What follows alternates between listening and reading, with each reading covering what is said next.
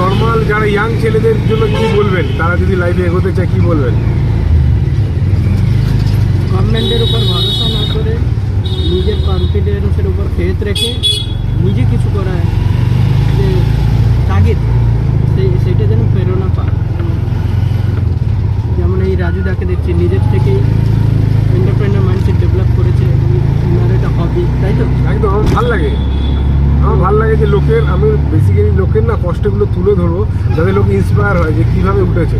Main কথা আমাদেরকে গরিব লোক সবাই, ঠিক আছে, কিন্তু এদের কথা কেউ শোনে না, নেভার, কেউই শোনে না।